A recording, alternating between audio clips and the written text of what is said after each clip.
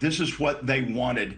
All this crazy spending, going back to the woke policies and giving illegal aliens health care. Trump said, there's no way. Why should I meet with them? I think over the last couple of days, he's rethought that. Let's bring him into the Oval Office. Let's give him a little taste of what we gave Zelensky back in spring. This is going to be live viewing, I believe, in the Oval Office like you've never seen before, maybe an hour-long meeting, and the American people can see for themselves the ridiculous requests and demands as the Democrats hold them hostage.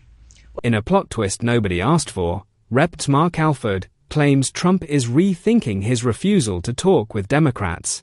The new master plan?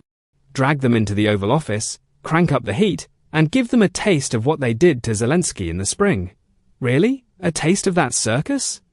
Let's jog the memory, because what they did to Zelensky looked less like statesmanship and more like a kindergarten recess fight where everyone skips nap time. You're in no position to dictate what we're going to feel. We're going to feel very good. You will feel influence. We're going to feel very good and very strong. You will feel influence. You're right now not in a very good position. You've allowed yourself to be in a very bad position, and he happens to be right about it. From the very beginning of the war, you're not in a good position. You don't have the cards right now. With us, you start having cards. Playing cards. Right now, you don't. Yeah, you're playing cards. You're playing cards. You're gambling with the lives of millions of people. You're gambling with World War III. You're gambling with World War III.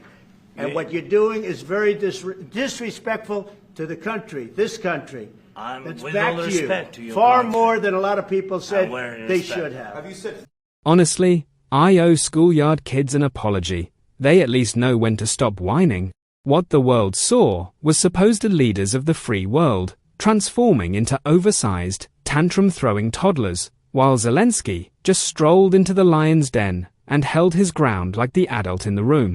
So now this backbench hype man in Congress wants a rerun Oval Office edition. Great, because nothing says strong leadership like America's commander-in-chief starring in his own political slapstick show. Don't worry, folks, the popcorn's optional, the embarrassment is free. So apparently, Democrats must be terrified of what Donald's cooking up in the Oval Office. Terrified. Let's check in with House Minority Leader Hakeem Jeffries. Our approach, and Leader Schumer and I are in lockstep. House Democrats, Senate Democrats are in lockstep. We're heading into the meeting to have a good faith negotiation about landing the plane in a way that avoids a government shutdown but does not continue the Republican assault on the health care of the Americans. Leader Jeffries. Does he strike you as a man quaking in his boots? Please. He looks more like someone wondering how long he has to sit through another Trump improv session before he can get a sandwich. And MAGA folks, when are we going to graduate into the adult world? In grown-up land, respect actually gets you better deals than chest-thumping and screaming, "I'm the strongest." Like you're auditioning for WWE. Nobody's impressed unless you're Mike Johnson with the GOP House and Senate. Then maybe you can still scare a few interns.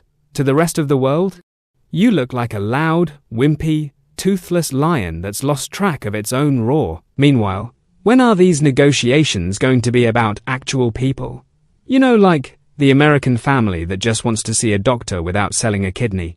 Or farmers who are losing their shirts to tariffs that were supposed to be good for America. Or workers watching their jobs vanish faster than Trump's escalator ride. Because right now, it feels like the only people getting invited to the Oval Office are political opponents, just so the president can yell at them like it's a bad reality show. And that's the cold truth on the Code Blue in America. Only on OGM News.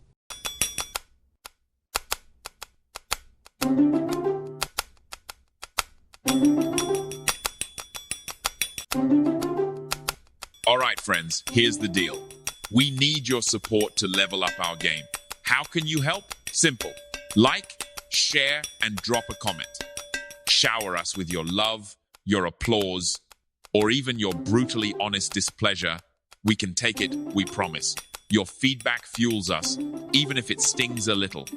And before you dash off, go ahead and smash that subscribe button on YouTube. Follow us everywhere. Facebook, TikTok, Twitter, Instagram. Heck, if you're feeling retro, send us a carrier pigeon or a smoke signal. Stay awesome, stay witty, and we'll see you next time.